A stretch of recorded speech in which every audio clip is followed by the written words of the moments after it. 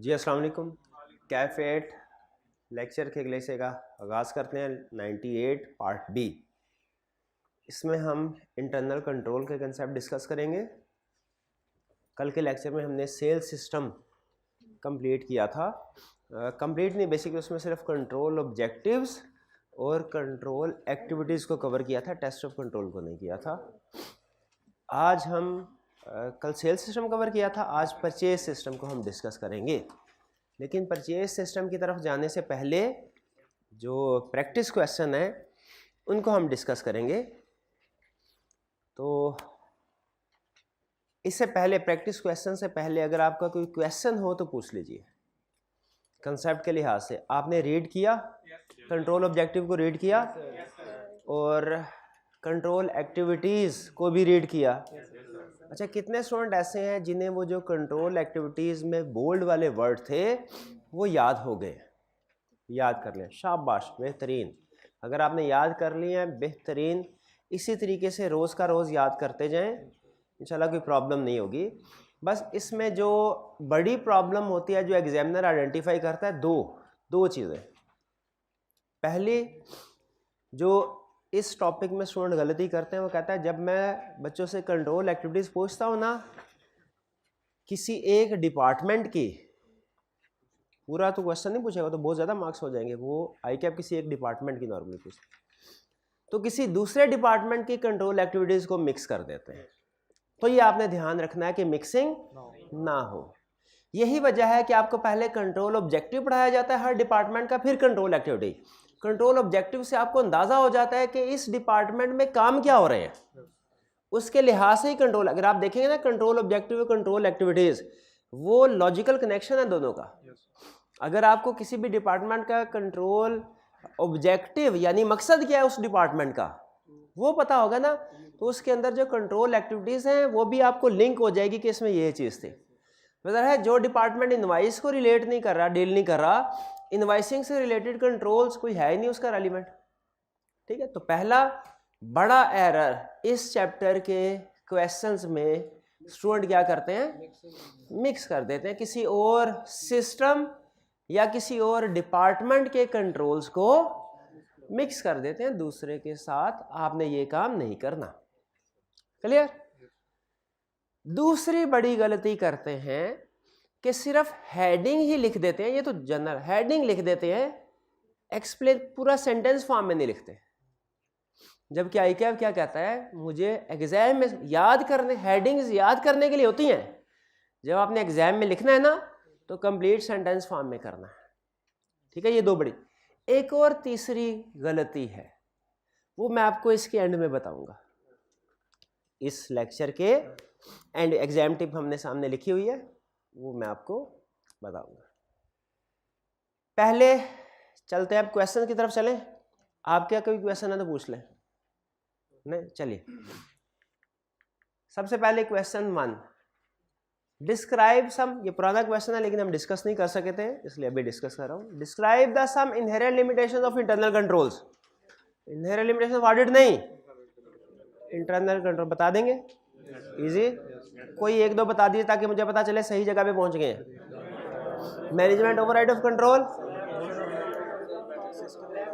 Lack of segregation, बेहतरीन, बस ठीक है, ठीक है, सही जगह पे पहुंच जाए। उसके बाद जाहिर आपका मेमोरी का टेस्ट है। कंसेप्ट टेस्ट मैंने चेक करना होता है कि आप क्वेश्चन की इंफॉर्मेशन को पढ़ के समझ गए हैं कि क्या पूछ रहा है और उस जगह तक पहुंच गया, बाकी मेमोरी है sir. Question 2, international standard on auditing require an auditor to evaluate the control environment and assess its effectiveness. सही कह रहा है क्या? सही कह रहा है। इंटरनल कंट्रोल सिस्टम के 5 एलिमेंट्स होते हैं ना, आईएसए तो हमें पांचों के पांचों को कहते हैं अंडरस्टैंड करें, तो कंट्रोल एनवायरनमेंट को भी कहते हैं इसकी इफेक्टिवनेस को वैल्यूएट करें, बिल्कुल कहते हैं। फिर क्या कह रहा है? कह रहा है state the factors that auditor should consider in evaluating the control environment. आप कंट्रोल एनवायरनमेंट की इफेक्टिवनेस को वैल्यूएट करना है, यानी आपने ये असेस करना है किसी ऑर्गेनाइजेशन में कंट्रोल एनवायरनमेंट स्ट्रॉन्ग है कि वीक है। क्या करेंगे? कौन से फैक्टर्स?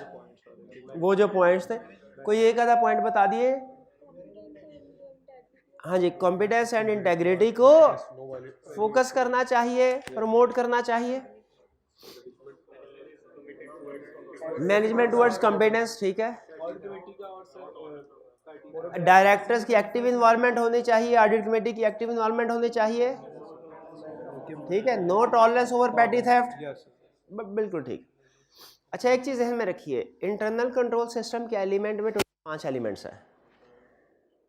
सबसे ज्यादा अहम एलिमेंट तो कंट्रोल एक्टिविटीज ही है ना, वो जो हम पढ़ रहे हैं, सेल सिस्टम, परचेज सिस्टम, ठीक है, ये payroll system, cash and bank और इन्वेंट्री एंड फिक्स एसेट्स, ये है कंट्रोल एक्टिविटीज, ये सबसे अहम है, इसको तो पढ़ना ही पड़ना। इसके अलावा बाकी एलिमेंट्स में से एक और एलिमेंट कंपैरेटिवली अहम है, वह है कंट्रोल एनवायरनमेंट। आप देखेंगे कंट्रोल, जब एक्टिविटीज को वैल्यूएट करना होता है ना, तो हम स्पेसिफिक सिस्टम और स्पेसिफिक डिपार्टमेंट में जाते हैं, लेकिन जब कंट्रोल एनवायरनमेंट को वैल्यूएट करना होता है ना, हम डिपार्टमेंट लेवल पे नहीं जाते, हम ऊपर पर ओवरऑल लेवल पे चीजों को देख रहे होते हैं। तो आप कंट्रोल एनवायरनमेंट की इफेक्टिवनेस में देखेंगे ऐसी चीजें हैं जो स्पेसिफिकली किसी डिपार्टमेंट या ट्रांजैक्शन से रिलेट नहीं करती, वो ओवरऑल नेचर की है, सारे सिस्टम को इनडायरेक्टली वो इफेक्ट कर रही होती है। ये फर्क आपने ध्यान में रखा कंट्रोल एनवायरनमेंट और कंट्रोल एक्टिविटीज में। और एक अहम कंसेप्ट वो पूछा करता है कि बताइए कंट्रोल एनवायरनमेंट और एक्टिविटी में पहले किसको आप असेस करेंगे? कंट्रोल एनवायरनमेंट, क्योंकि कंट्रोल एनवायरनमेंट अगर स्ट्रांग है फिर कंट्रोल एक्टिविटी में भी स्ट्रांग हो, में भी ना हो। लेकिन अगर कंट्रोल एनवायरनमेंट वीक है तो एक्टिविटीज वीक ही होंगी, एक्टिविटीज वीक ही होंगी। क्वेश्चन 3, अच्छा ये clear, in the context of control activities explain what is included in performance review. Control activities की कुछ एग्जांपल्स पढ़ी थी हमने, उसमें एक तो इंफॉर्मेशन प्रोसेसिंग कंट्रोल था, उसकी 2 एग्जांपल क्या थे? जनरल कंट्रोल एप्लीकेशन, वो नहीं पूछ रहा, वो नहीं पूछ रहा, क्या पूछ रहा है? Performance reviews. परफॉर्मेंस रिव्यू क्या होता है? Analytical procedure. ये तो वही जो क्लास में बताया था कि ऑडिटर कंपेयर करे एनालिटिकल, ये है मैनेजमेंट अपने डिफरेंट डिपार्टमेंट्स की, यूनिट्स की परफॉर्मेंस को वैल्यूएट करे, कंपेयर करे, इसे परफॉर्मेंस रिव्यू कहते हैं, ठीक है जी। ये उसने एलिमेंट्स में से किसी एक एलिमेंट को उठाया। इन दोनों क्वेश्चन से हमें पता चलता है कि आई कैप जब इंटरनल कंट्रोल सिस्टम के एलिमेंट्स को टेस्ट करेगा तो वो किसी भी एक एलिमेंट को उठा लेगा और उसके बारे में हमसे पूछेगा कि बताइए इसको एक्सप्लेन कीजिए। एक कंट्रोल एनवायरनमेंट पूछा पहले वाले क्वेश्चन में, दूसरे वाले में परफॉर्मेंस रिव्यू के बारे में पूछा। क्लियर? तो याद है आपको? अब है केस स्टडी, क्वेश्चन 4।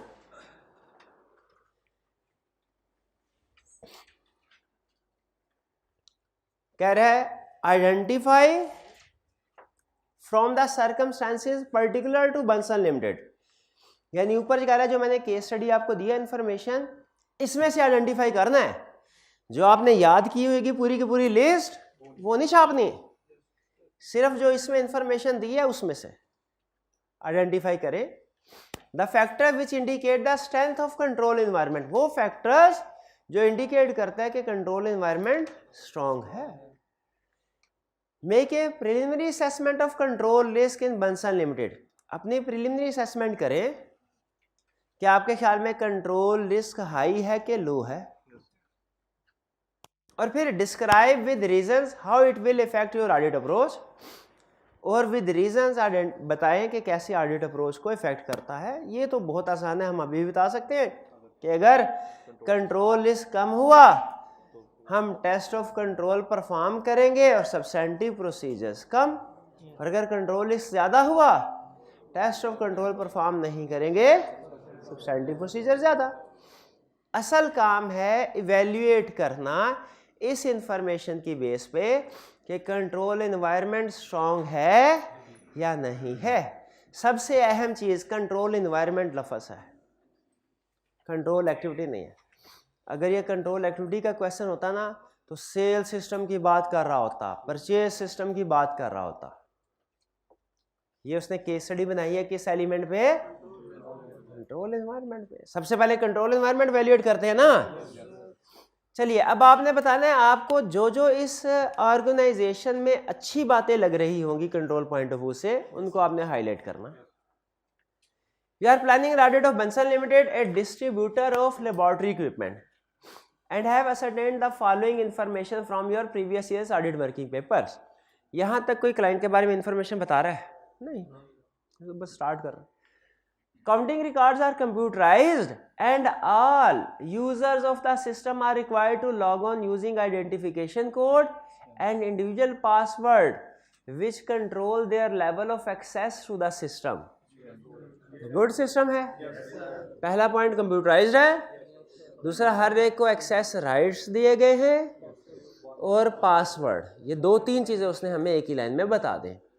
इसको एक पॉइंट के तौर पे भी डिस्कस कर सकते हैं और डिफरेंट के सिस्टम कंप्यूटराइज्ड है, एक्सेस रिस्ट्रिक्टेड है, पासवर्ड प्रोटेक्टेड है।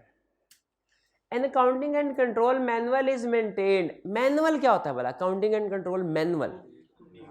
मैनुअल होता है बुक या लिस्ट जिसमें एसओपीज होते हैं कि कौन सी ट्रांजैक्शन किस तरीके से रिकॉर्ड करनी है। ठीक है, जैसे आप किसी ऑर्गेनाइजेशन का परचेज मैनुअल देखेंगे ना, तो उसमें बताया गया होता है कि आपने परचेज करनी कैसे करनी है। सेल्स मैनुअल में बताया जाता है सेल्स करनी है तो कैसे करनी है। एसओपीज होते हैं, मैनुअल से मुराद एसओपीज, स्टैंडर्ड ऑपरेटिंग प्रोसीजर्स।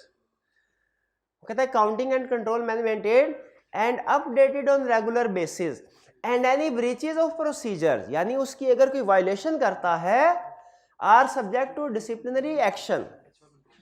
ये भी अच्छी बात है।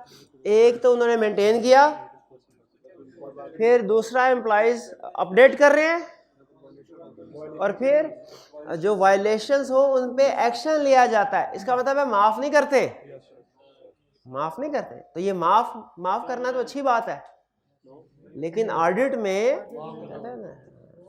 में अगर कोई वायलेशन हुई हो उसके ऊपर एक्शन लेने चाहिए।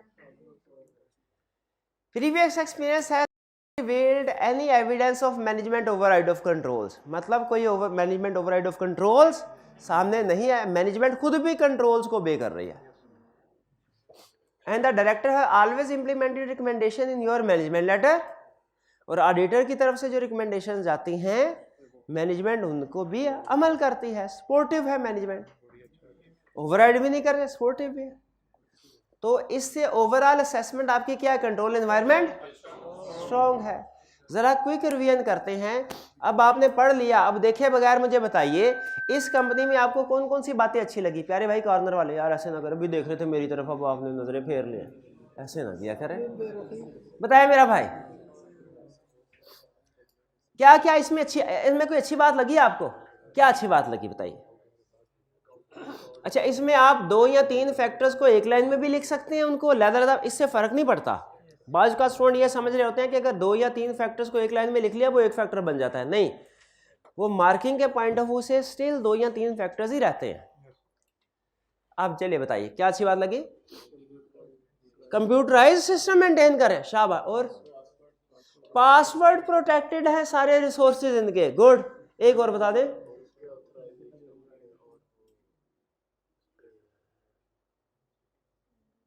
कोई सा भी बता दे, एंड में से बता दे। हाँ, एक्शन लिया जाता है अगर कोई भी वायलेशन हो, शाबाश। और बताइए, जितने भी प्रोसीजर है सबकी डॉक्यूमेंटेशन है, डॉक्यूमेंटेशन करके कम्युनिकेट किया गया सब, और अपडेट भी करे। ये नहीं कि 3-4 साल पुरानी कोई लिस्ट बनाई, कोई इंफॉर्मेशन 3-4 साल पुरानी है वही चल रही है। एक्सेस रिस्ट्रिक्टेड, वो बात हो गई पासवर्ड में। मैनेजमेंट ओवरराइड ऑफ कंट्रोल नहीं करे, शाबाश। तो ये सारे पॉइंट्स क्या इंडिकेट कर रहे हैं कि कंट्रोल एनवायरनमेंट इस ऑर्गेनाइजेशन में।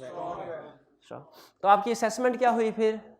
प्रिलिमिनरी असेसमेंट कंट्रोल्स के बारे में कि controls are likely to be strong या वीक। अच्छा, ये इसके लिए वर्ड देखिए उसने प्रिलिमिनरी असेसमेंट यूज किया है, क्योंकि फाइनल असेसमेंट और टेस्ट ऑफ कंट्रोल के बाद ही होगी। फाइनल असेसमेंट तो कंट्रोल एक्टिविटीज़ के बाद ही होगी।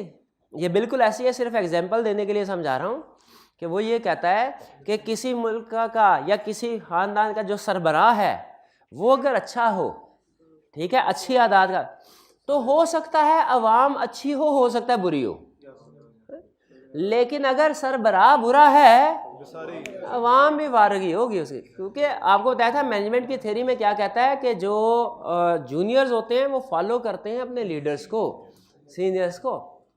तो इसलिए अगर कंट्रोल एनवायरनमेंट स्ट्रांग है, ठीक है, तो फिर हम आगे कंट्रोल एक्टिविटीज परफॉर्म करते हैं। और मे भी कंट्रोल एक्टिविटी स्ट्रांग हो, मे भी वीक हो, ये ध्यान में रखिएगा। इसलिए कंट्रोल एनवायरनमेंट पे जो हमारी असेसमेंट होती है वो प्रिलिमिनरी होती है, कंट्रोल एक्टिविटीज के बाद कंफर्म होता है। समझ रहे हैं कंट्रोल एनवायरनमेंट और कंट्रोल एक्टिविटी में फर्क? कंट्रोल एनवायरनमेंट ओवरऑल है, कंट्रोल एक्टिविटीज एरिया लेवल पे है, सेल सिस्टम परचेज। ऊपर ध्यान में रखे कंट्रोल एक्टिविटी लिखा हुआ है और उसके नीचे 5 elements, sale system, purchase system वगैरह वगैरह। स्टेप नंबर 1 में कंट्रोल एनवायरनमेंट को वैल्यूएट करना है, वो फेल तो उधर ही कहानी खत्म। अगर वो पास तो प्रिलिमिनरी असेसमेंट है कि कंट्रोल स्ट्रांग हो गए। फाइनल असेसमेंट कब होगी? जब आप उस ट्रांजैक्शन लेवल पे कंट्रोल्स को देख सकेंगे। तो यहाँ पे हमारी प्रिलिमिनरी असेसमेंट क्या है? स्ट्रांग है। तो अब आपकी स्ट्रेटजी क्या होगी? टेस्ट ऑफ कंट्रोल शामिल होंगे या नहीं होंगे? होंगे। क्लियर? ये एक छोटी सी केस स्टडी है, लेकिन अच्छी केस स्टडी है आपको कंट्रोल एनवायरनमेंट और कंट्रोल एक्टिविटी का इंटर रिलेशनशिप बताने के लिए। ठीक है, क्लियर? कोई प्रॉब्लम? पक्का समझ आ गया ना? पहले क्या करना है कंट्रोल एक्टिविटी के एनवायरनमेंट। शाबाश।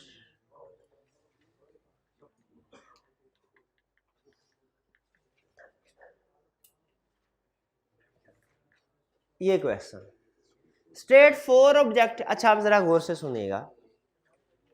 State 4 objectives of internal control which should be exercised over a sales and trade receivable system. and sales and trade receivable system, इसको अंडरलाइन कर लें।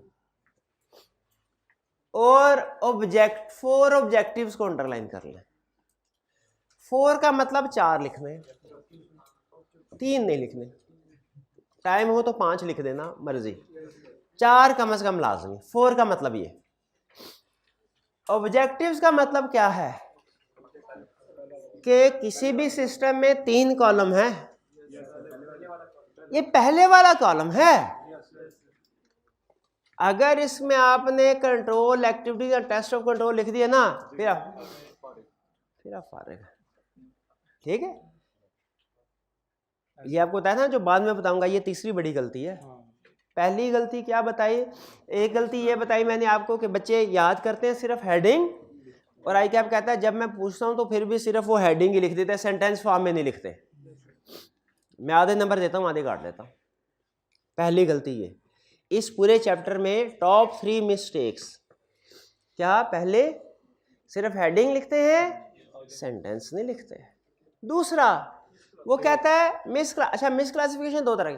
कहता है मैं कंट्रोल ऑब्जेक्टिव पूछता हूं, वो कंट्रोल एक्टिविटी लिख देते हैं। मैं कंट्रोल एक्टिविटी पूछता हूं, वो टेस्ट ऑफ कंट्रोल लिख देते हैं। हालांकि सबसे बड़ा असूल इनको पता होना चाहिए कि control activities are performed by management और test of controls are performed by auditor. कहते हैं बच्चों को पता भी नहीं चलता। जब मैं उनसे पूछता हूं ना कंट्रोल एक्टिविटी, और वो लिखते हैं ऑडिटर शुड डू दिस, तो मैं 0। हालांकि अगली बात बिल्कुल ठीक होती है, लेकिन सिर्फ ऑडिटर और मैनेजमेंट में लफ्ज इस्तेमाल नहीं किया। खुद सोचें, कंट्रोल एक्टिविटी किसने परफॉर्म करनी है? मैनेजमेंट ने।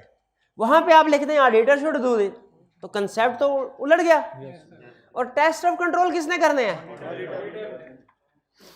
आप लिस्ट में देख लें, कहीं पे अगर कंट्रोल एक्टिविटी में उसने कहीं पे लिखना है ऑडिटर शुड डू किताब में, जिस स्टूडेंट ने सबसे पहले मुझे बताया 100 रुपया इनाम दूंगा।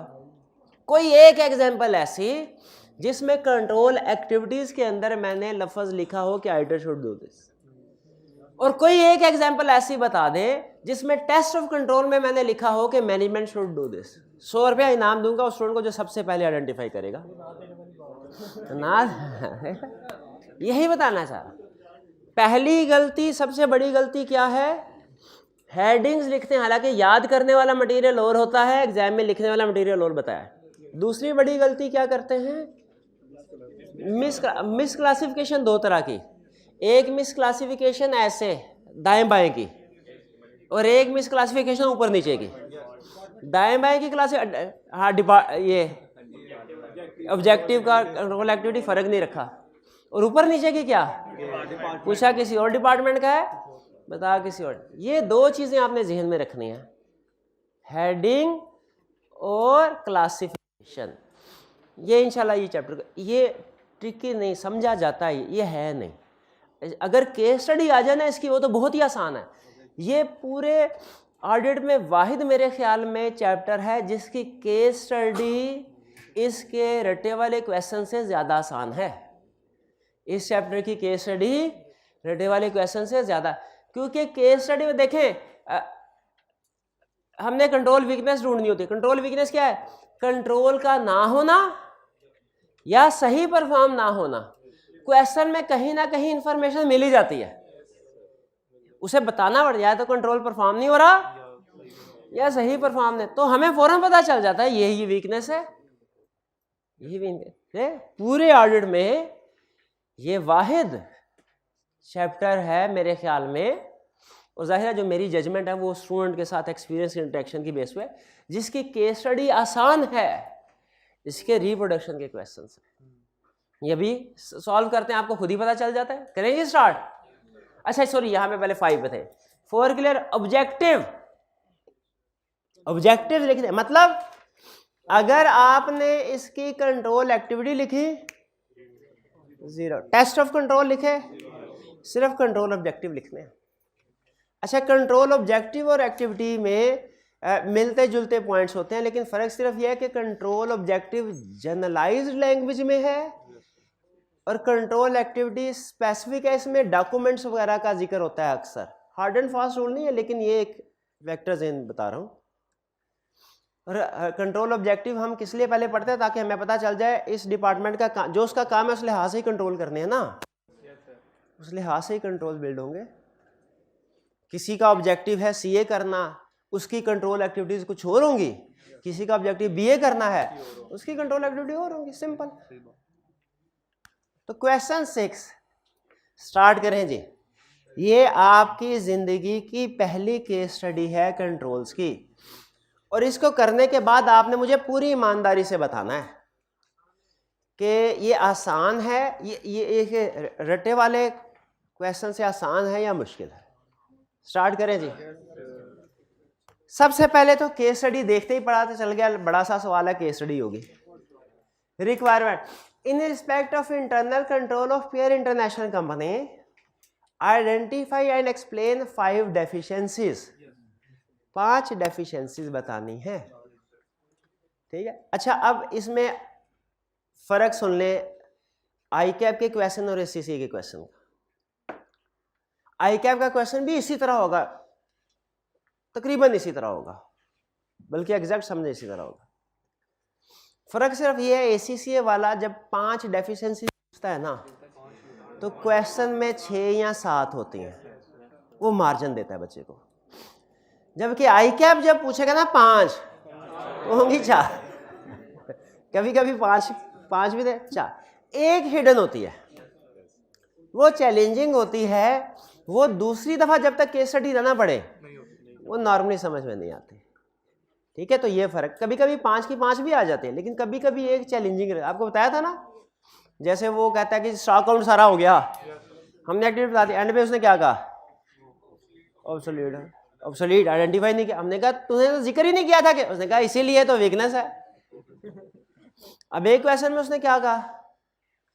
उसने कहा जी परचेज सिस्टम का क्वेश्चन था, केस स्टडी थी। सामान मंगवाया, सामान आया, हमने उस सामान को भिजवा दिया वेयर हाउस वाले के पास और गुड रिसीट नोट प्रिपेयर कर दिए। बताइए वीकनेस। हमने कहा गुड सीड नॉट प्रिपेयर, ये तो अच्छी बात है, ये तो अच्छी बात, वीकनेस कहाँ से आ गई? सोल्यूशन देखा तो उसने कहा इंस्पेक्शन। हमने कहा तुमने ये तो बताया नहीं कि goods are not being inspected. अगर ये बताते तो आई कैप कहने लगा ये आई कैप का क्वेश्चन है, ऐसी सीगा नहीं। अगर मैंने तो आपको पता होना चाहिए परचेज सिस्टम अगर पढ़ा है कि जब भी गुड्स आती हैं इंस्पेक्शन होती है। अगर मैंने इंस्पेक्शन का जिक्र ही नहीं किया तो समझ लीजिए इंस्पेक्शन नहीं हो रही। हमने कहा अच्छा इसका मतलब है अलर्ट रहना पड़ेगा, ठीक है, अलर्ट रहना पड़ेगा।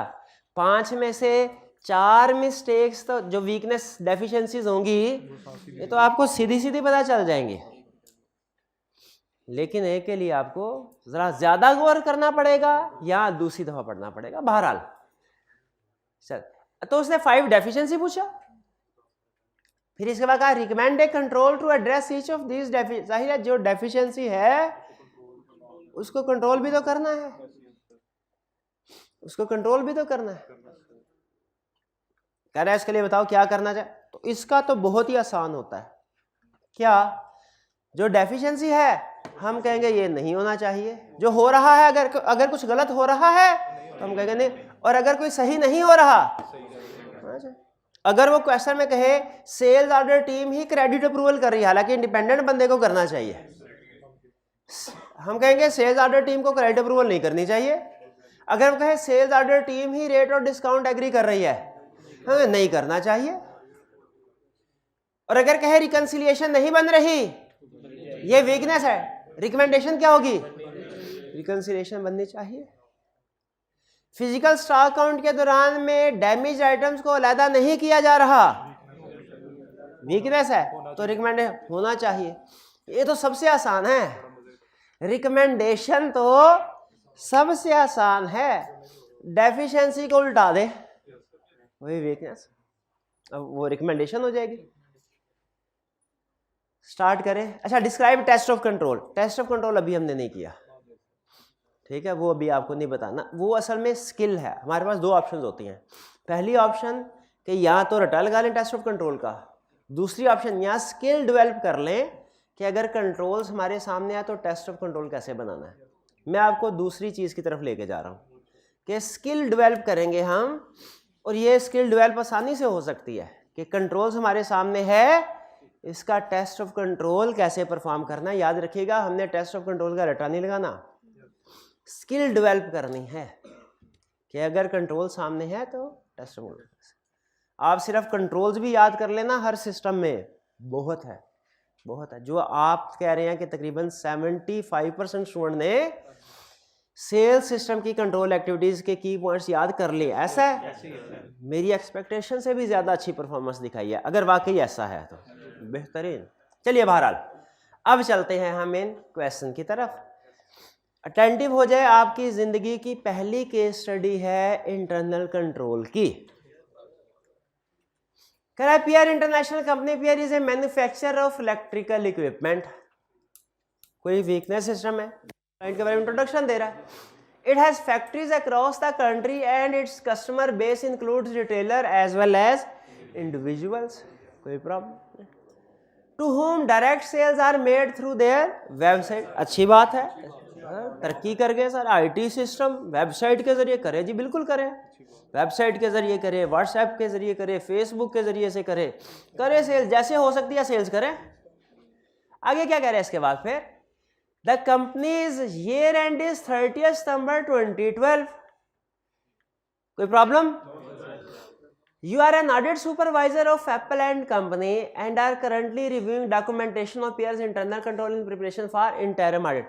यहां तक पूरे पैराग्राफ में उसने आपको सिस्टम के बारे में कुछ नहीं बताया, सिस्टम के बारे में कुछ नहीं बताया, क्लाइंट के बारे में बताया, क्लाइंट के बारे में क्लाइंट के बारे में बताया, सिस्टम के बारे में कुछ नहीं बताया।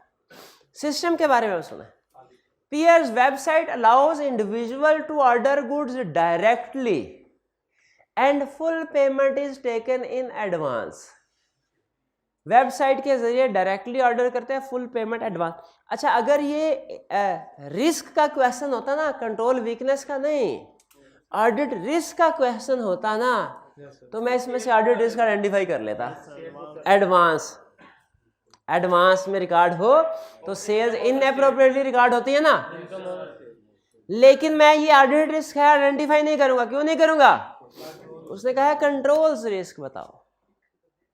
हमने कहा ठीक है करें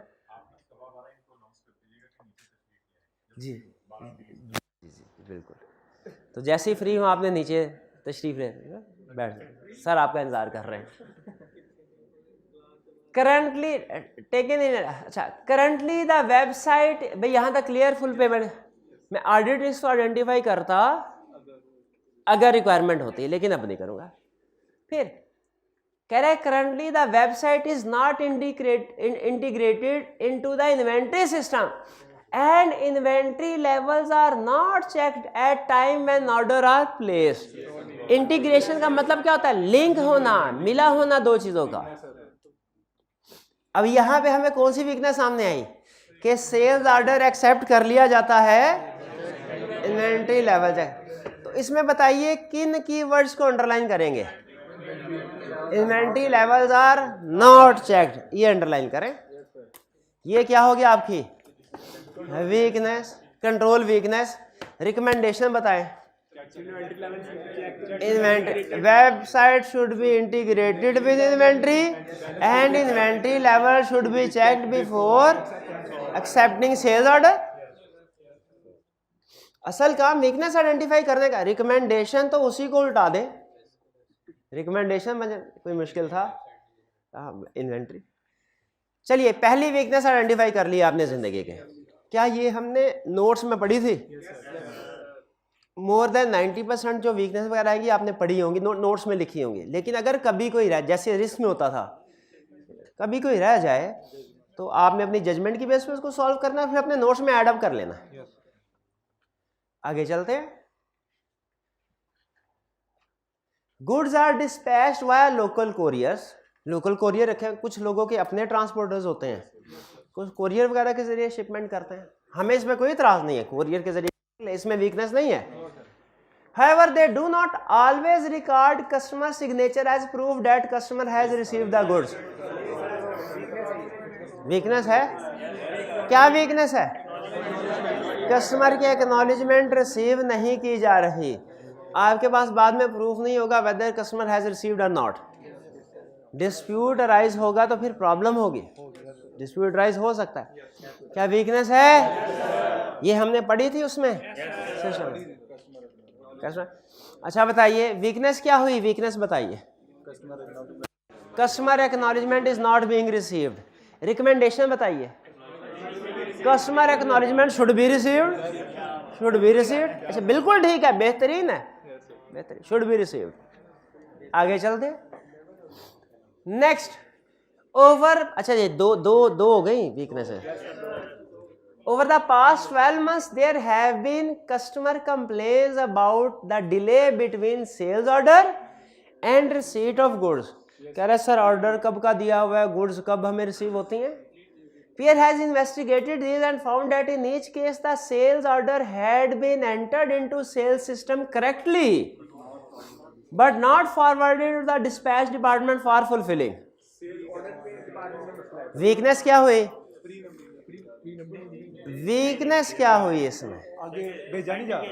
भेजा नहीं जा रहा। कौन सा डिपार्टमेंट किसको नहीं भेज रहा? Sales order department timely basis पे डिस्पैच डिपार्टमेंट को चीजें नहीं भेज रहा। ठीक है, डिले हो गया, इस वजह से डिले आ रहा है। चलिए ये तो वीकनेस हो गई कि sales order are not timely send to dispatch department. अब इसकी सजेशंस क्या होनी चाहिए? Timely send. अच्छा टाइमली के बजाय अगर डेली कर दे तो बहुत ही अच्छा है, ताकि रोज का काम रोज ही होता रहे। टाइमली की बजाय डेली कर ले तो बहुत अच्छा है, डेली सेंड कर देना चाहिए ना। इसी तरह गुड डिस्पैच नोट भी डेली बेसिस पे इनवाइसिंग डिपार्टमेंट को सेंड करने चाहिए। इनवाइसिंग डिपार्टमेंट को भी डेली, क्योंकि ट्रांजैक्शन रोज की रोज कंप्लीट होनी चाहिए, रूल ये। तो ये डिले आ गया, डिस्पैच कितने हो गए? 3। Peers retail customer undergo credit checks prior to being accepted। भाई ये तो अच्छी बात हो गई। अच्छा ज़हन में रखिएगा, आपको अच्छी बात और बुरी बात दोनों में फ़र्क रखना है। ये क्यों, ये बाद में बताऊंगा। ये गुड कंट्रोल है या बैड कंट्रोल? गुड कंट्रोल है कि क्रेडिट चेक होता है, ये गुड कंट्रोल है prior to being accepted, and credit limits are set accordingly by sales ledger clerks.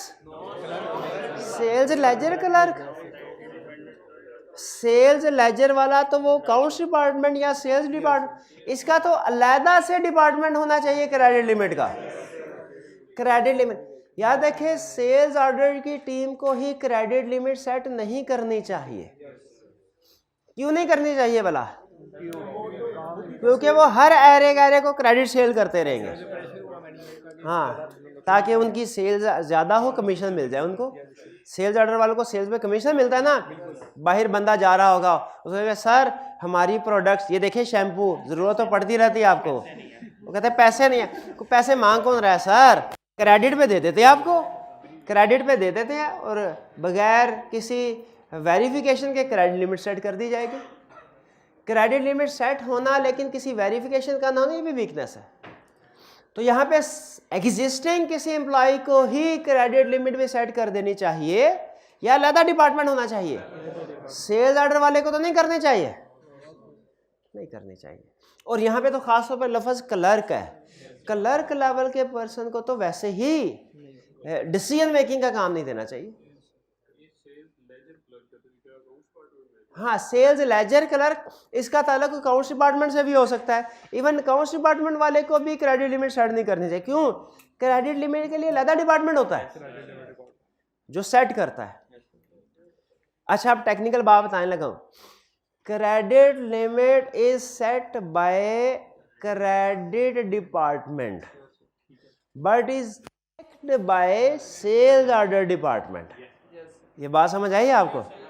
Limit set करना अलहदा टास्क है, चेक करना अलहदा टास्क है। सेट अलहदा बंदे करेंगे, सेल्स ऑर्डर वाले नहीं करेंगे, लेकिन उसको ऑर्डर एक्सेप्ट करने से पहले चेक करना है, ये सेल्स ऑर्डर वाले करेंगे। सेट करने में, लिमिट सेट करने में और लिमिट चेक करने में फर्क है। ये समझ आ रहा है कि नहीं? तो कह रहा है कि जी credit limit set sales ledger, नहीं भाईजान, इसको नहीं, किसको करना चाहिए credit limit set? Credit department separate. These customers place their orders through one of the sales team who decide on sale discount level. Sales team ही, सेल टीम से बड़ा सेल्स ऑर्डर वाले, इनको नहीं डिस्काउंट, ऑथोराइज्ड रेट्स पे होने चाहिए, इनके पास परमिशन नहीं होनी चाहिए बिल्कुल, वरना ऐसा है कस्टमर को कम डिस्काउंट दें और कंपनी में रिपोर्ट करें ज़्यादा डिस्काउंट दिया है, और ये करते हैं ऐसा। इसमें कंट्रोल वीकनेस क्या हुई कि sales discounts are decided by sales team, और इसकी रिकमेंडेशन क्या होगी कि sales order should be approved on authorised rates and discount. Sale team should not have authority to approve या permission to change rates and discount. 5 हो गए। फिर इसके बाद result of staff changes in purchase ledger department, supplier statement reconciliation are no longer reconciliation. Weakness क्या होगी? Supplier statement रिकंसिल, यानी creditors की रिकंसिलिएशन जो है, रिकंसिलिएशन पता है ना किसको कहते हैं, वो नहीं बन रही तो रिकमेंडेशन क्या होगी? बननी चाहिए। सिंपल, क्लियर से। चलिए अब जरा क्विक रिकैप करते हैं। इस सारी केस स्टडी में आपको कुछ कंट्रोल वीकनेसेस नजर आई, जरा बता सकते हैं कौन कौन सी control weaknesses? Step number 1, inventory level check नहीं किया जा रहा था, कस्टमर से एक्नॉलेजमेंट नहीं ली जा रही थी, डिले था सेल्स ऑर्डर में और कस्टमर को डिस्पैच करने में, discount level sales team set कर रही थी, credit level sales ledger clerk set कर रहा था, और रिकंसिलिएशन नहीं बन रही थी। ठीक है, आपको चाहिए, ये देखिए 6 लाइंस हैं, एक सफ़े के ऊपर ना लिख ले सेल सिस्टम, और उसमें सिर्फ एक एक लाइन में ये 6 वीकनेस लिख लें, ये आपके रिवीजन नोट्स बनते जाएंगे। एंड पे आपको सिर्फ ये एक दफ़ा सेल्स सिस्टम की वीकनेसेस आपने एक ही जगह पे 20-25 लिखी होंगी ना, रिवीजन करेंगे सारे क्वेश्चंस आपको रिवाइज हो जाएंगे एक तरह से, ठीक है। वैसे हमने कोशिश की है कि ये सारे पॉइंट्स हमने जो वो आपको पेज दिया है उसमें भी कवर हो जाएं, लेकिन अपने हाथ से जो चीज़ बनी होती है ना उसकी बात ही और होती है, ठीक है। अच्छा, ये आपने आपको जैसे वो दिया था एक पेज 1 पेजर, उसी तरह ये कंट्रोल शीट भी दी है, ठीक है। ये क्या है? Control sheet. इसमें देखिए हमने पूरा जो सारे सिस्टम जितने भी आपने पढ़ने हैं, हमने कोशिश किया सारे के सारे सिस्टम एक ही पेज पे आ जाए। तो उसमें देखें ये सेल्स सिस्टम के कंट्रोल्स भी हैं, परचेज सिस्टम के भी हैं, पेरोल के भी हैं, इन्वेंट्री के भी, नॉन करंट एसेट्स के भी और कैश एंड बैंक के भी, लेकिन सिर्फ कंट्रोल एक्टिविटीज हैं। टेस्ट ऑफ कंट्रोल और कंट्रोल ऑब्जेक्टिव नहीं है, क्योंकि वो आपने सिर्फ रीड करने हैं। आज तो सिर्फ कंट्रोल एक्टिविटीज को करना है ना। अच्छा, इसमें आपके पास ऑप्शन है, ये चाहे तो यूज करें पेज, चाहे ना करें। हमने किया क्या बेसिकली, आपके जितने भी किताब में कंट्रोल एक्टिविटीज में जो बोल्ड वर्ड है ना, जो याद करने हैं, उनको अलग करके लिख दिया और कुछ नया काम नहीं किया। इसलिए अगर आप बुक में से ही बोल्ड वर्ड्स को याद कर सकते हैं तो फिर इसकी जरूरत नहीं है, इसकी जरूरत नहीं है। लेकिन अगर आप समझते हैं कि वक्तन फक्तन कहीं आते जाते घर से बाहर, उस वक्त भी आपके पास कोई पेज हो ताकि आप रिवीजन कर सकें, तो उसके लिए यूज कर सकते हैं, ठीक है। चलिए, ये अब हमारे क्वेश्चंस हो गए। अब आपको अंदाजा हो गया कि हमने किस तरीके से क्वेश्चन करना है वीकनेसेस का, इंटरनल कंट्रोल का। अच्छा, आपने होम असाइनमेंट की, कितने स्टूडेंट ऐसे थे जिन्होंने ये क्वेश्चन अटेम्प्ट किया? ये पीयर इंटरनेशनल कंपनी वाला, ये सिर्फ चंद एक स्टूडेंट्स ने, बाकियों ने क्यों नहीं किया? आप नहीं किया? हाँ चलो ठीक है, हाँ और कल रात को क्लास हुई थी, ठीक है ठीक है। तो आपने आज करना है इसको और बाकी की असाइनमेंट भी, ठीक है। कल वैसे भी ऑफ है, आपके पास कल का भी टाइम होगा। इसीलिए मैंने आज की होम असाइनमेंट जो आपको दी है ना, उसमें सेल्स सिस्टम भी रखा है और परचेज सिस्टम भी रखा है, ठीक है, ताकि आपकी अच्छी प्रैक्टिस सेल्स सिस्टम की भी हो, परचेज सिस्टम की भी हो। और मेरी आइंदा भी कोशिश ये होगी कि आपको जब ये पेरोल सिस्टम पे जाए तो एक आधा क्वेश्चन सेल्स सिस्टम या परचेज सिस्टम का भी हो, ताकि वो भी रिवीजन थोड़ी थोड़ी होती रहे। आज हम पढ़ने जा रहे हैं परचेज सिस्टम। स्टार्ट करें जी। आज भी हमने टेस्ट ऑफ कंट्रोल की बात नहीं करना है, ठीक है। बात करेंगे कंट्रोल ऑब्जेक्टिव्स की, बात करेंगे कंट्रोल एक्टिविटीज की। पहली न्यूज़ सुन लें जिसे सुन के आप खुश हो जाएंगे इंशाल्लाह। वो ये कि sales system more than 80% same है, ये purchase system more than 80% same है सेल्स सिस्टम का, उसका रेप्लिका है, उसका रेप्लिका। आप देखें, अगर आपने सेल्स सिस्टम नहीं भी क्लास ली हुई ना, परचेज सिस्टम पढ़ लेंगे तो कवर, और अगर सेल्स सिस्टम पढ़ लिया है तो परचेज सिस्टम फिर भी पढ़ लेना ताकि रिवीजन हो जाए। लेकिन आप खुद देखेंगे जो कंट्रोल्स का स्टाइल है, सीक्वेंस है, वो सेम होगा। स्टार्ट करें जी। सबसे पहले परचेज सिस्टम, हमारा सेग्रीगेशन ऑफ ड्यूटीज का कंसेप्ट ये कहता है कि परचेज की ट्रांजैक्शन किसी एक पर्सन या डिपार्टमेंट को नहीं करनी चाहिए, बल्कि इसे डिवाइड होना चाहिए डिफरेंट एक्टिविटीज या डिपार्टमेंट्स में। एग्री करते हैं? इसीलिए परचेज की ट्रांजैक्शन को 4 डिपार्टमेंट्स में डिवाइड किया जाता है, यानी परचेज की ट्रांजैक्शन 4 डिपार्टमेंट से गुजर के रिकॉर्ड होती है। गैस कर सकते हैं वो डिपार्टमेंट कौन कौन से होंगे? वह है order department, receiving department, invoicing या बिलिंग डिपार्टमेंट, जीएल या अकाउंट्स डिपार्टमेंट। अब वन बाय वन पहले मैं आपको हर डिपार्टमेंट के जो काम होते हैं वो बताऊंगा, ठीक है, कि वो बेसिकली एक्टिविटीज क्या परफॉर्म करता है। फिर इसके बाद कंट्रोल्स की तरफ चलेंगे। सबसे पहले ऑर्डर डिपार्टमेंट। कंपनीज के अंदर याद रखें, रूल ये नहीं होता कि जिसको जिस चीज की जरूरत है खुद मार्केट में जाके ले आए। अगर ये इजाजत हो ना तो फिर लूट मत, बिल्कुल ऐसे है, एक्सेसिव परचेजिंग हो रही हो, जिस चीज की जरूरत नहीं भी है वो भी परचेज हो रही हो। इसीलिए कंपनी के अंदर एक सेंट्रलाइज्ड डिपार्टमेंट होता है जिसकी जिम्मेदारी होती है परचेजिंग करना। परचेजिंग करने के लिए एक सेंट्रलाइज्ड डिपार्टमेंट होता है, इसे कहते हैं परचेज ऑर्डर डिपार्टमेंट। अब इसका काम सेल्स ऑर्डर डिपार्टमेंट की तरह ही है। सेल्स ऑर्डर डिपार्टमेंट में कस्टमर के साथ एग्रीमेंट किए जाते थे, इसमें सप्लायर के साथ एग्रीमेंट किए जाए। विद इन द कंपनी होता कुछ यूं है कि किसी भी डिपार्टमेंट को अगर इन्वेंट्री की जरूरत पड़े, जो कि ज्यादातर मैन्युफैक्चरिंग डिपार्टमेंट को, फैक्ट्री को जरूरत पड़ती है, वो जाता है inventory department, warehouse department. अगर वेयर हाउस डिपार्टमेंट में वो चीज मौजूद हो तो वेयर हाउस वाला वो उसे एक रेक्विजिशन देता है, material requisition form, store requisition form. Factory वाला इन्वेंट्री वाले को क्या देता है, मटेरियल रेक्विजिशन फॉर्म या स्टोर रेक्विजिशन, कि सर ये मटेरियल हमें चाहिए।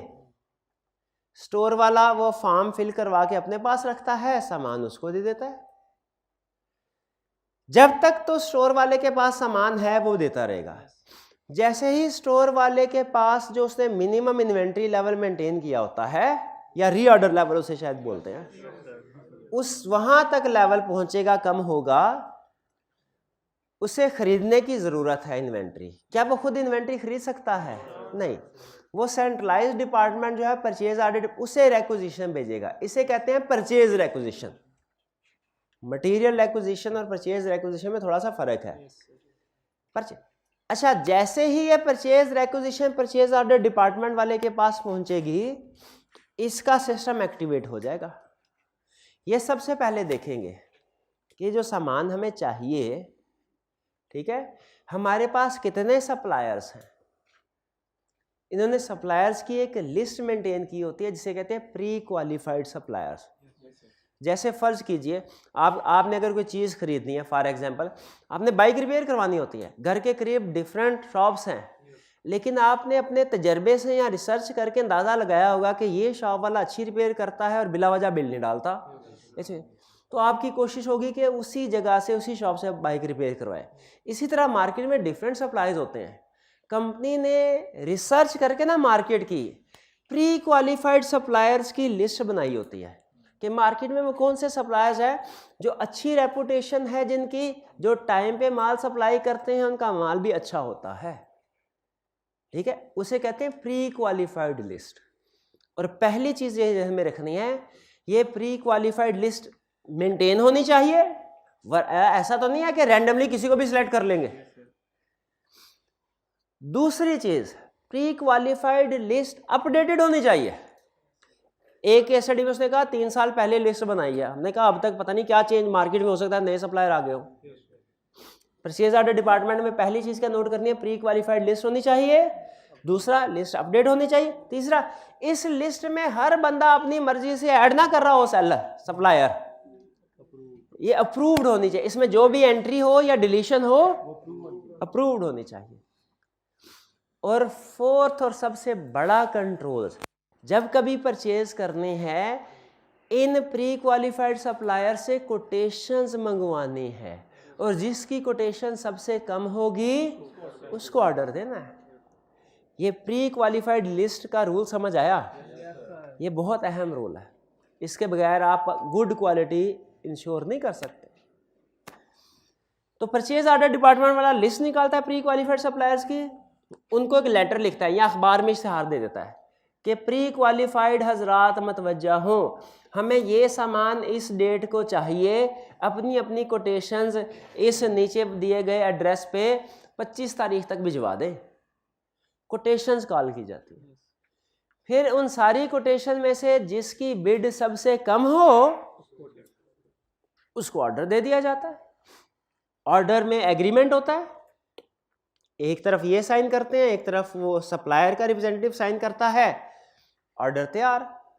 ऑर्डर की एक कॉपी सेल कर दे दी जाती है सप्लायर को, एक कॉपी परचेज ऑर्डर वाला अपने पास रख लेता है और एक कॉपी अगले जितने भी डिपार्टमेंट्स हैं उनको सेंड कर देता है। जैसे सेल्स ऑर्डर डिपार्टमेंट में था कि सेल्स ऑर्डर वाले ने भी हर एक को क्रेडिट सेल तो नहीं कर देते थे, सिलेक्टेड को करते थे ना।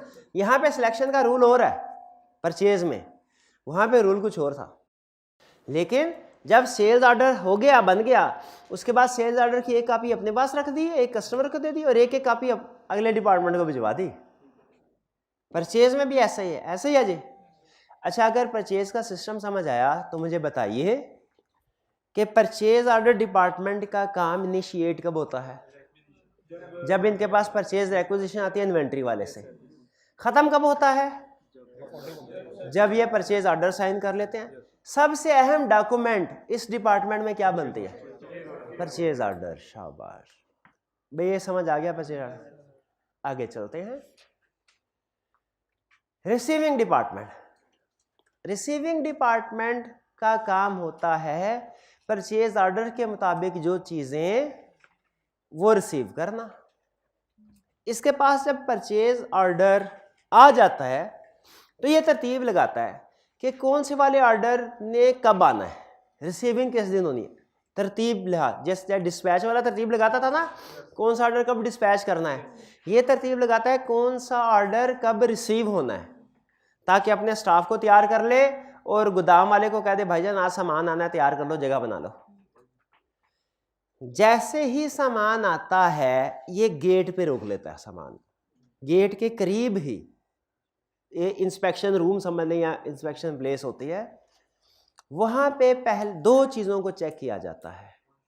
क्वांटिटी परचेज ऑर्डर के मुताबिक है कि नहीं, क्वालिटी परचेज ऑर्डर के मुताबिक है कि नहीं। अगर क्वांटिटी और क्वालिटी दोनों मैच हो परचेज, फिर एक डॉक्यूमेंट बनाई जाती है गुड रिसीट नोट, उसको साइन करता है, एक कॉपी सप्लायर को दे दी जाती है, एक कॉपी अपने पास और एक कॉपी अगले डिपार्टमेंट को भिजवा दी जाती है। इसका जो सबसे बड़ा काम होता है वो ये इंस्पेक्शन करनी है और गुड रिसीट नोट और देखना है कि ये परचेज ऑर्डर के मुताबिक है कि नहीं। जो गुड रिसीट नोट बनना चाहिए परचेज ऑर्डर के मुताबिक। ये एक जगह में फ्रॉड पड़ा था, अब आप डिसाइड कीजिएगा ये फ्रॉड है कि नहीं।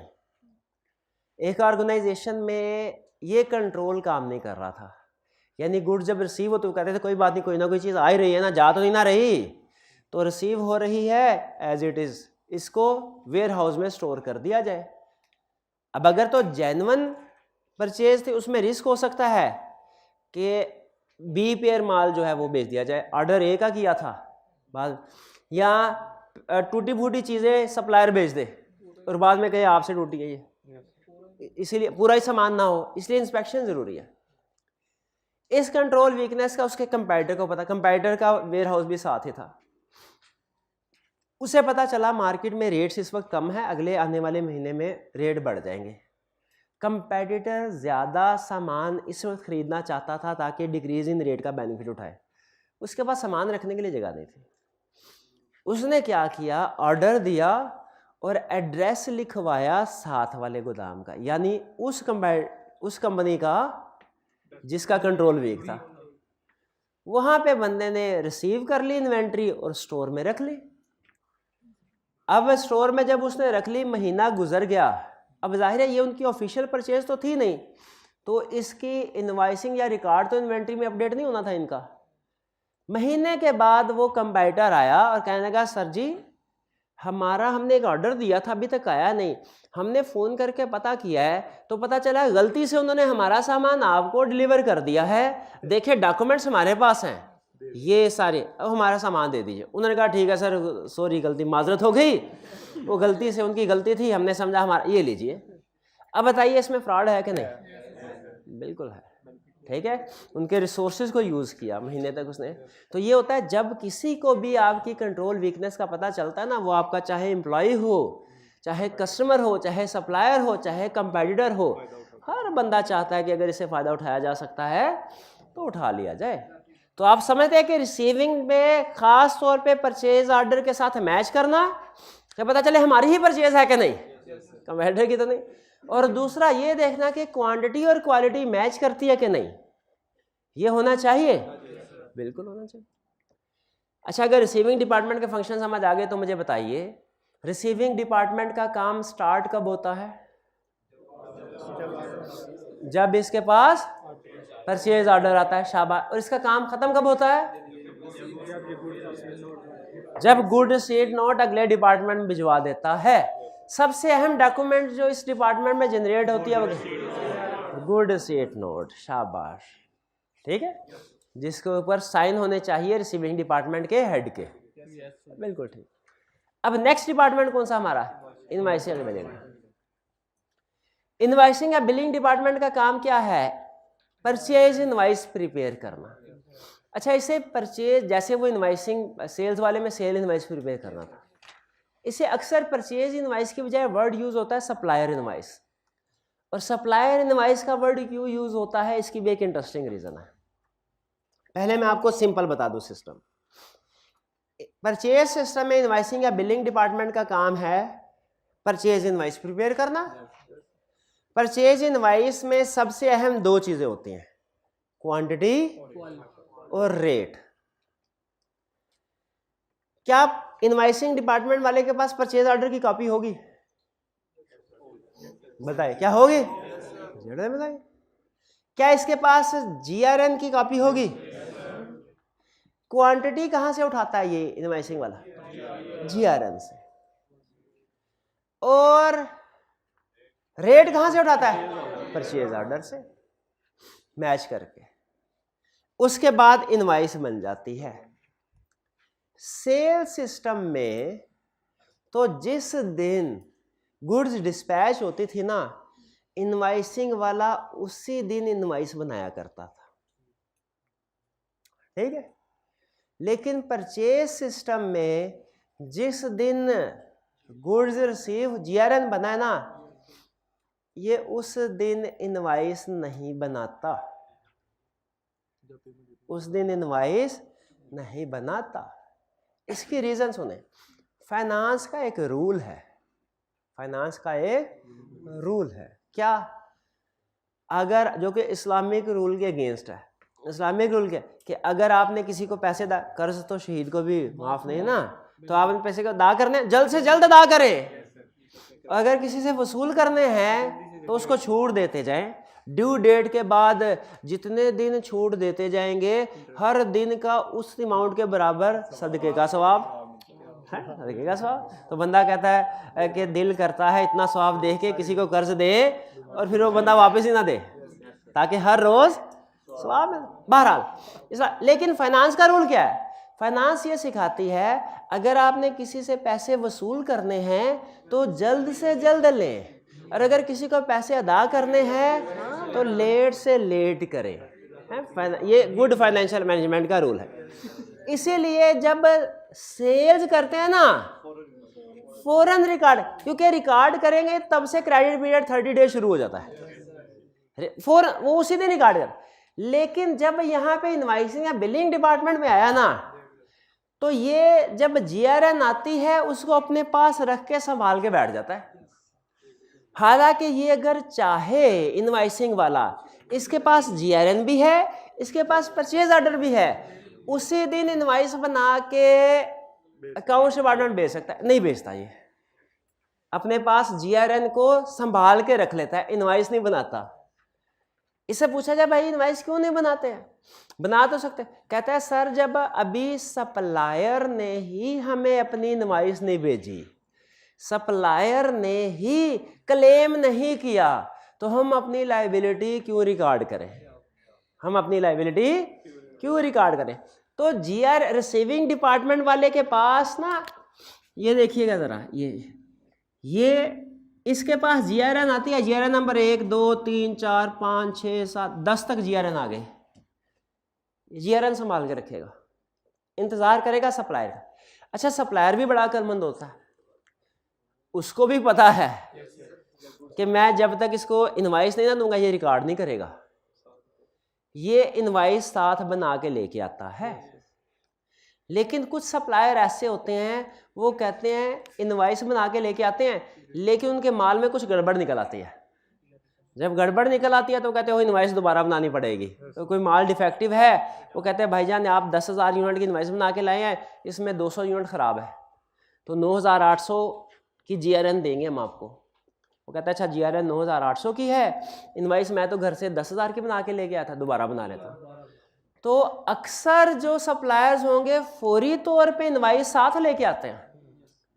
कुछ सप्लायर्स किसी वजह से इनवाइस नहीं ला पाते, तो वो कहते हैं अच्छा हम 2-3 दिन के बाद इनवाइस देंगे। अब ये कंसेप्ट गौर से देखिएगा, इसको एक प्रीवियस कंसेप्ट से लिंक करना है। फर्ज कीजिए इस केस में सप्लायर इनवाइस आ गई, इसकी भी इसकी नहीं आई, इसकी नहीं आई, सबकी आ गई, 2 की रह गई। अब ये इनवाइसिंग वाला क्या करेगा? हालांकि ये चाहता तो बड़ी आसानी से खुद इनवाइस प्रिपेयर करके अकाउंट्स डिपार्टमेंट को भिजवा सकता था, लेकिन ये क्या करता है, GRN की लिस्ट अपने पास, सप्लायर की इनवाइस का तैयार, ये कहता है मैं सप्लायर की इनवाइस को रीचेक करके आगे भेजूंगा, अपनी इनवाइस नहीं बनाऊंगा। क्यों? क्योंकि सप्लायर की इनवाइस का इंतजार करूं तो फिर हमें ज्यादा टाइम मिल जाता है, पेमेंट डिले हो जाती है, और सप्लायर भी एतराज नहीं कर पाता क्योंकि उसने इनवाइस ही डिले नहीं भेजी। इसलिए याद रखिए, अगर आज के दिन इसके पास 10 GRN, जरा सोच के बताइएगा, इनवाइसिंग वाले के पास 10 GRN आई हैं, 8 इनवाइसेस आई हैं, ये कितनी इनवाइसेस फाइनल करके आगे भेजेगा? 8, 2 नहीं भेजेगा। अच्छा गौर से सुनिएगा, इसके पास 2 GRN हैं लेकिन उनकी सप्लायर इनवाइस नहीं आई, ये उनको आगे नहीं भेजेगा। इन 2 GRN का नाम पता है क्या है? Pending GRN। शाबाश, पेंडिंग GRN पता था? असूली तौर पे काउंटिंग के रूल्स के मुताबिक पेंडिंग GRN रिकॉर्ड होनी चाहिए। क्यों होनी चाहिए? गुड्स रिसीव हो चुकी हैं, आपके पास रेट भी मौजूद है, पेंडिंग GRN रिकॉर्ड होनी चाहिए असूली तौर पे। आप गुड्स रिसीव कर चुके हैं, रिस्क एंड रिवार्ड ट्रांसफर हो चुके हैं, लेकिन वो रिकॉर्ड नहीं करता क्योंकि सप्लायर की इनवाइस नहीं आई होनी। तो ये रिकॉर्ड होनी चाहिए। इसलिए क्रेडिटर में याद रखिए, जब हम आते हैं ना, पहला काम यही करते हैं, हमें पता था कुछ ना कुछ पेंडिंग GRN पड़ी होंगी, हम कहते हैं लाओ भाई पेंडिंग GRN है, क्या है, क्यों नहीं रिकॉर्ड की? तो सर सप्लायर ने इनवाइस ही नहीं भेजी। चीजें वसूल कर ली है कि नहीं कर ली? करो रिकॉर्ड। तो हम ऑडिटर आके रिकॉर्ड, ये रिकॉर्ड नहीं करता, उसकी रीजन आपको पता नहीं, क्यों नहीं रिकॉर्ड करता? ना इसने आई होती है। यहां तक क्लियर? चलिए अब मुझे बताइए, इनवाइसिंग डिपार्टमेंट का काम शुरू कब होता है? जब GRN इसके पास आ जाती है। काम खत्म कब होता है? अकाउंट्स डिपार्टमेंट भेजता है। सबसे अहम डॉक्यूमेंट ये क्या बनाता है? क्या इनवाइस एक्यूरेट होनी चाहिए? बिल्कुल होनी चाहिए। आगे चलते हैं अकाउंट्स डिपार्टमेंट। अकाउंट्स डिपार्टमेंट वाले की आपको पता है 2 काम है। क्या काम है? रिकॉर्डिंग और पोस्टिंग। जर्नल में कल हमने एंट्री की थी सेल्स जर्नल में, आज करते हैं परचेज जर्नल। हर इनवाइस लाता था record, invoice number 1, number 2, number 4, number 5, number 3 पूछेगा किधर, वो कहेगा सर उसकी इनवाइस आनी है अभी, कहेगा ठीक है। यहां पे टोटल आ गया 15,000 का। पहले यहीं तक रहते हैं। क्या इनवाइस रिकॉर्ड करने में गलती हो सकती है? इसके पास आए 8, रिकॉर्ड कर ले 7 या 9, क्या कंट्रोल है? पहला कल बताया था, हाँ वो जो कहा बैच टोटल। बैच टोटल का मतलब क्या है? जब ट्रांजैक्शन बैच की शक्ल में रिकॉर्ड हो रही हो तो उनमें कोई गलती ना हो जाए, इस वजह से एंड पे बैच रिकॉर्ड करने के बाद एंड पे टोटल करके देखते हैं कि जितनी इनवाइसेस आई थी और जितनी रिकॉर्ड हुई हैं दोनों मैच करती हैं कि नहीं। क्लियर हुई है बात? यह है बैच टोटल। अच्छा फिर इसके बाद बताइए, ये तो हो गया रिकॉर्डिंग, इसके बाद है पोस्टिंग। क्या ये टोटल लेजर में रिकॉर्ड होगा? ये जर्नल है, जर्नल के बाद रिकॉर्डिंग कहाँ होती है? लेजर। और क्या आपको पता है लेजर दो किस्म के होते हैं, एक जनरल लेजर जिसे कंट्रोल अकाउंट भी कहते हैं और एक सब्सिडरी लेजर, ये पता है पक्का? हाँ, सब्सिडरी लेजर इंडिविजुअल का होता है, इसे सेल्स लेजर या परचेज लेजर भी कहते हैं सब्सिडरी लेजर को, और जो जनरल लेजर होता है कंट्रोल अकाउंट कहते हैं इसको। ठीक, तो इसके बाद जर्नल से लेजर में रिकॉर्डिंग होनी है। अब इसमें दो तरह के लेजर हैं, ये ऑफिशियल रिकॉर्ड, जनरल लेजर हमारा ऑफिशियल होता है, और जो सब्सिडरी लेजर होता है ना, सेल्स लेजर या परचेज लेजर, इसे सब्सिडरी लेजर कहते हैं, ये हमारा रफ वर्क होता है। जनरल लेजर में एक ही काउंट होता है क्रेडिटर्स या डेटर्स से रिलेटेड, जिसे कहते हैं creditors control account. Purchase laser में हर क्रेडिटर का अलग अकाउंट होता है, ए बी सी डी। यहां पे जो अमाउंट होगी वो हर एक के हर एक की ए की ए के अकाउंट में, बी की बी के अकाउंट में, इंडिविजुअल, और एंड पे जो इन सब का टोटल है, पोस्टिंग जो जगह पे होती है, जो परचेज इनवाइसेस परचेज जर्नल में रिकॉर्ड होती है ना, जर्नल से इनकी पोस्टिंग दो जगह पे होती है, एक कंट्रोल अकाउंट में, एक सब्सिडरी लेजर में। फर्क क्या है? कंट्रोल अकाउंट में टोटल और सब्सिडरी लेजर में इंडिविजुअल। क्या ऐसा हो सकता है पोस्टिंग करते हुए, रिकॉर्डिंग करते हुए तो आपने कहा गलती हो सकती है, उसका इलाज क्या है? Batch order. पोस्टिंग करते हुए गलती हो जाए, अच्छा सुनिए, फिर पोस्टिंग करते हुए अगर आपने सेल्स सिस्टम अच्छे तरीके से समझा है ना, तो अगले दो सवालों का मुझे बताने की जरूरत नहीं, आप खुद बता सकते हैं, लेकिन सोचना पड़ेगा। क्या ऐसा हो सकता है ये 150 है, इसको नीचे यहां पे आते आते 510 रिकॉर्ड कर दिया जाए? ये गलती हो सकती है। इस गलती के लिए क्या कंट्रोल है? कौन सा कंट्रोल इस गलती को आइडेंटिफाई करेगा अगर किसी इंडिविजुअल पार्टी के अकाउंट में गलत एंट्री हो गई?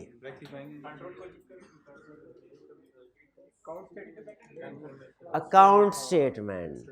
कंफर्मेशन ही बोलेंगे, इसलिए कि कंफर्म है वही चीज, लेकिन वो ऑडिटर करता है। कंफर्मेशन एक ऑडिट प्रोसीजर है, अकाउंट स्टेटमेंट एक कंट्रोल एक्टिविटी है। ठीक है, अकाउंट स्टेटमेंट जब मंथ एंड पे सारे क्रेडिटर्स को अकाउंट स्टेटमेंट भेजेंगे तो जिसका फर्क होगा सामने आ जाएगा, तो अकाउंट स्टेटमेंट एक कंट्रोल है। क्लियर? अच्छा, अगला सवाल, क्या ऐसा हो सकता है कि इंडिविजुअल तो एंट्री सारी सही गई हो, ये 15,000 है, इधर इस 1500 रिकॉर्ड हो जाए? हाँ जी, रिकंसिलिएशन। किसकी किसके साथ reconciliation? Reconciliation between control account with subsidy ledger. और जो क्रेडिटर अरसा दराज हुआ पेमेंट नहीं कर रहे, उनकी एजिंग बनानी चाहिए। बिल्कुल ठीक है, बिल्कुल ठीक। तो ये हमारे कुछ कंट्रोल। अच्छा, एक चीज ध्यान में रखिए, ये जब रिकॉर्ड करता है ना, रिकॉर्ड करने से पहले एक दफा देख लेता है कि सारी डॉक्यूमेंट्स कंप्लीट है, यानी परचेज डॉक्यूमेंट सारी कंप्लीट है, परचेज ऑर्डर, इनवॉइस वगैरह वगैरह। ये सिस्टम समझ आ गया? अब अगर सिस्टम समझ आ गया तो आप कंट्रोल्स आसानी से कवर कर सकते हैं। अभी तक हमने क्या सीखा? हमने सीखा परचेज सिस्टम की ट्रांजैक्शन 4 डिपार्टमेंट में, हर डिपार्टमेंट में जो एक्टिविटीज होती हैं वो हमने परफॉर्म कर ली। अगर सिस्टम आपको समझ आ गया तो ये सिर्फ समझ लीजिए आपकी रीडिंग ही होगी। सबसे पहले परचेज ऑर्डर डिपार्टमेंट, इसमें कंट्रोल ऑब्जेक्टिव्स। क्या जितनी भी परचेजेस हैं वो ऑथोराइज्ड होनी चाहिए कि जिसकी मर्जी है वो परचेज करता रहे? क्या परचेजेस जिससे मर्जी कर लें कि अप्रूव्ड सप्लायर्स हो? क्या कोटेशन वगैरह कॉल करनी चाहिए ताकि जिसका सबसे कम रेट है उससे चीजें खरीदें? कोई कोटेशन कॉल किए बगैर ही बाइंग कर लें? करने चाहिए। अच्छा, ये है कंट्रोल ऑब्जेक्टिव। अब इनकी एक्टिविटीज क्या है? नंबर 1 सेग्रीगेशन और ड्यूटीज। ये बताने की जरूरत नहीं, आपको पता है, बल्कि जहां जहां सेग्रीगेशन और ड्यूटीज मैं टिक कर रहा हूं। निंजा अप्रोच, हाँ जी, क्लियर। इसके बाद प्री नंबरिंग होनी चाहिए। किसकी प्री नंबरिंग होनी चाहिए? परचेज, ताकि अगर कोई परचेज ऑर्डर डिस्पैच नहीं हो सका, जो परचेज ऑर्डर रिसीव नहीं हो सका, हम उसकी लिस्ट बना सके कि ये परचेज, जैसे सेल्स ऑर्डर में था ना कि अगर प्री नंबरिंग होगी ताकि पता चल जाएगा कौन सा डिस्पैच हो गया कौन सा नहीं हुआ, कंप्लीटनेस इंश्योर करने। तो वहां पे कंप्लीटनेस इंश्योर करनी थी कि सारे के सारे सेल्स ऑर्डर डिस्पैच हो गए हैं। यहाँ पे प्री नंबरिंग कर रहे हैं किस लिए? इंश्योर करने के लिए सारे के सारे रिसीव हो। प्री नंबरिंग ये करें। फिर इसके बाद अप्रूव सप्लायर की लिस्ट होनी चाहिए जो कब अप्रूव हुई हो, 4 साल पहले। इसमें एक्सेस सबकी होनी चाहिए ताकि जो मर्जी अपनी मर्जी से ऐड कर ले, अपने भाई को ऐड कर ले कोई अकाउंट्स डिपार्टमेंट वाला। एक्सेस राइट्स रिस्ट्रिक्टेड होने। कोटेशन ऑर्डर से पहले कोटेशन कॉल करनी चाहिए, और जितने भी परचेजेस हैं अप्रूव्ड सप्लायर्स को होनी चाहिए जो उस लिस्ट में था, और इनसे कोटेशन भी होनी चाहिए।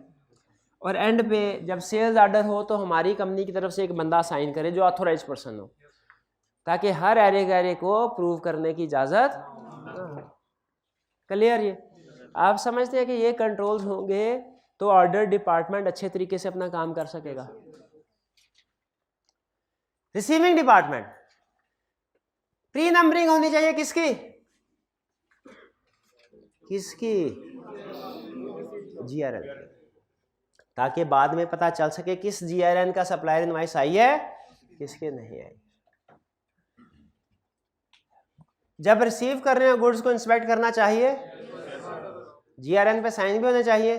अगर जीआरएन पे साइन है इसका मतलब क्या है? कंफर्म है कि हमारे किसी बंदे ने इसको इंस्पेक्ट किया है। इंस्पेक्शन का एविडेंस क्या होता है कि गुड्स को इंस्पेक्ट किया गया कि नहीं? जो इंस्पेक्ट कर रहा होता है वो साइन करता है। इनवॉइसिंग डिपार्टमेंट को इनवॉइस बनाते हुए किससे कंपेयर करना है? क्वांटिटी को जीआरएन के साथ, और रेट्स या डिस्काउंट को परचेज ऑर्डर के साथ। इनवॉइसेस भी प्री नंबर होनी चाहिए ताकि कोई मिसिंग होती है, रिकॉर्ड नहीं हो पाती तो वो पता। याद रखें ये पूरे ऑडिट का असूल है कि हर डॉक्यूमेंट प्री नंबर होनी चाहिए। हर डॉक्यूमेंट प्री नंबर होनी चाहिए। इमेजिन कीजिए आपकी कोई ऐसी किताब जिसके नीचे नंबरिंग ही नहीं लिखी, पेज नंबर ही नहीं लिखा हुआ, आप कहेंगे सर प्रॉब्लम ही कोई नहीं है। लेकिन प्रॉब्लम बाज़ औक़ात ऐसा होता है कि मिस पब्लिकेशन में मिस प्रिंटिंग की वजह से कुछ पेजेस दरमियान में मिसिंग होते हैं। वो आपको कैसे पता चलता है कि पेज मिस है कि नहीं? Pre number. अगर प्री नंबरिंग ना हुई हो तो पता चल सकेगा? नहीं पता चल सकेगा। ये होता है प्री नंबरिंग का, और ये हर बुक में प्री नंबरिंग होनी चाहिए। इसी तरह ऑडिट में रूल है, आप देख रहे होंगे कुछ कंट्रोल्स बार बार आ रहे हैं। ये ऐसे कंट्रोल है जो हर जगह, सेग्रीगेशन और ड्यूटीज हर डिपार्टमेंट में होना चाहिए, हर सिस्टम में होना चाहिए। प्री नंबरिंग हर सिस्टम में होना चाहिए, हर डिपार्टमेंट में होना चाहिए। जो डॉक्यूमेंट भी है उसकी प्री नंबरिंग होनी चाहिए। ठीक है। अच्छा, कल हमने पढ़ा था क्रेडिट नोट, आज डेबिट नोट। कल भी इनवॉइसिंग डिपार्टमेंट डील कर रहा था, आज भी इनवॉइसिंग डिपार्टमेंट। ठीक है, लेकिन ये इतना डेबिट या क्रेडिट नोट इतना अहम नहीं है, रिप्रोडक्शन के क्वेश्चन में काम आ सकता है, केस स्टडी में इसको टेस्ट नहीं करता। जीएल या अकाउंट्स डिपार्टमेंट कि सारी ट्रांजैक्शन कंप्लीटली एक्यूरेटली रिकॉर्ड हो। बैच टोटल किस लिए?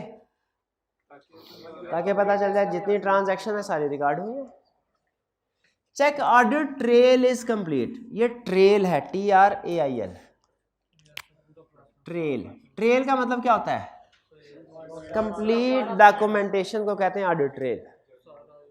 सारी डॉक्यूमेंट, यानी इसने अकाउंट्स डिपार्टमेंट ने इनवाइस रिकॉर्ड कर, क्योंकि एक दफ़ा इनवाइस रिकॉर्ड होगी ना तो पैसे अदा करने ही करने हैं। बाज़ औक़ात ना सिस्टम में ऑटोमेटेड होते हैं। ऑटोमेटेड सिस्टम में क्या होता है?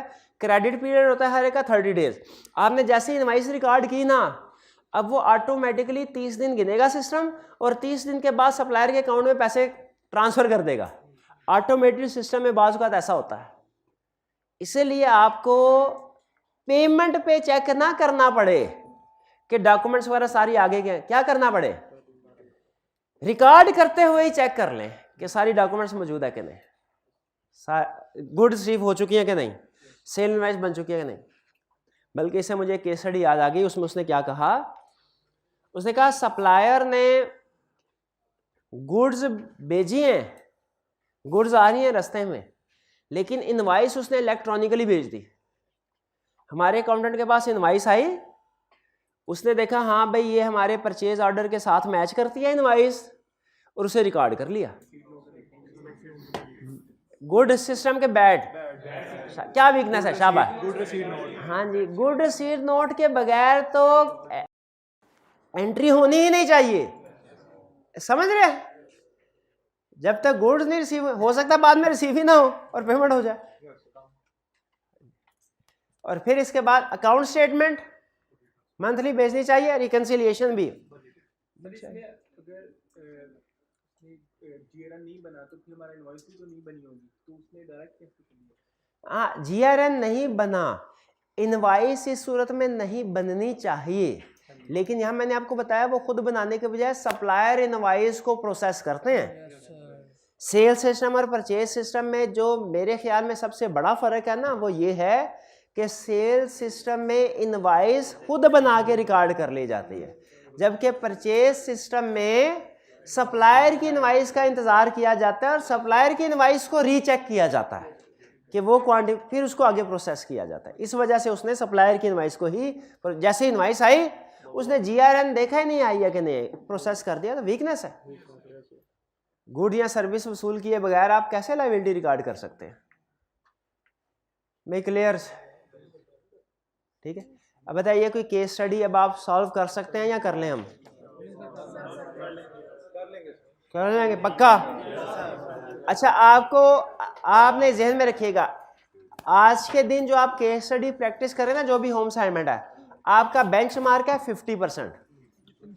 अगर आपने 50% वीकनेसेस आइडेंटिफाई कर ली हैं, आप कंफर्टेबल स्टेज पे हैं। अगर 50% से कम है तो इसका मतलब प्रॉब्लम है, और 50% से जितना ज्यादा है उतना बेहतरीन है। भैया कोई इंतजाम हुआ कि नहीं हुआ? करे मनोरंजन का, हाँ करे, खुशबू आ रही थी। अच्छा, ये बस एंड में 2-3 चीजें, सिर्फ 2-3 काम की चीजें कह रहा है। मोस्ट डेडली मिस्टेक, क्या कह रहा है? मोस्ट डेडली मिस्टेक, क्या कह रहा है? देखिए, सिस्टम में कोई चीज समझ आई नहीं आई, आगे पीछे हो गई, एक वीकनेस नजर ढूंढ, 4-5 ढूंढ ली, 1-2 रह गई, ये भी मिस्टेक है छोटी मोटी। यह मोस्ट डेडली मिस्टेक क्या? Misunderstanding between control activity and, ये आपको बताया मिसअंडरस्टैंडिंग, ठीक है। याद रखना है आपने एक चीज, कंट्रोल एक्टिविटी परफॉर्म करती है management, test of control perform करता है ऑडिटर। कंट्रोल एक्टिविटी लिखते हुए आपने स्टार्ट लफ्ज ऑडिटर से कर लिया ना, आप गए जीरो। ये फिर चाहे जितना मर्जी रटा लगाया हुआ है, वो जीरो, डेड हो गया। और अगर टेस्ट ऑफ कंट्रोल में आपने लिख दिया मैनेजमेंट, फिर भी जीरो।